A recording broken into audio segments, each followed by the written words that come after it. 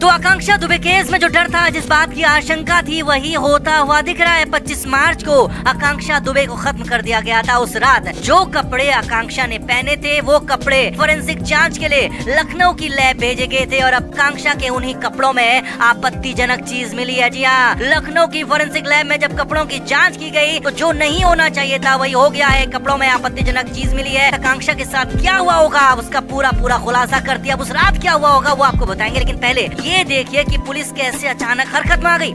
वाराणसी में मामले की जांच कर रही पुलिस टीम को जैसे ही यह खबर मिली कि आकांक्षा के कपड़ों में बहुत कुछ मिल गया है, तो पुलिस भी हरकत में आ गई और डीएनए जांच के लिए कोर्ट में अर्जी लगा दी। जी हाँ, समर सिंह समेत 4 लोगों की डीएनए जांच के लिए अर्जी लगा दी गई। इन चारों के डीएनए प्रोफाइलिंग होगी। अमित कुमार डीसीपी जो है, उन्होंने बताया है कि आकांक्षा केस में बड़ा ब्रेक थ्रू मिला है और वो आपत्तिजनक चीज जो मिली है उसकी अब डीएनए जाँच होगी। उसके लिए कोर्ट से मंजूरी मांगी गई है और डीएनए की जाँच रिपोर्ट आते ही सब कुछ साफ हो जाएगा।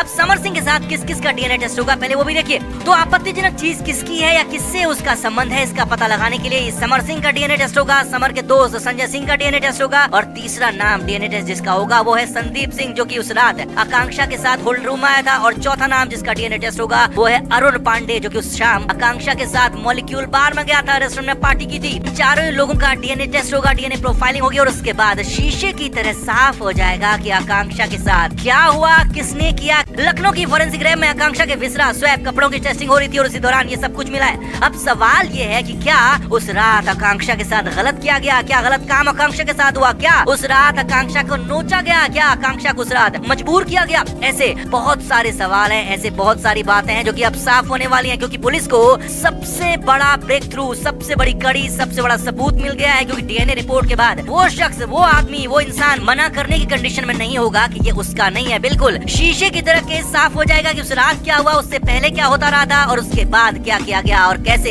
आकांक्षा के साथ गलत किया गया। फाइनली उसे खत्म कर दिया गया और अब ये सब कुछ डीएनए प्रोफाइलिंग के बाद पता लग जाएगा। इस मामले में ये सबसे बड़ी लीड है, सबसे बड़ी खबर है। उम्मीद की जा रही है कि केस की गंभीरता को देखते हुए कोर्ट भी जल्दी इसमें डीएनए टेस्ट की मंजूरी दे सकती है और फिर डीएनए प्रोफाइलिंग में सब कुछ साफ हो जाएगा। तो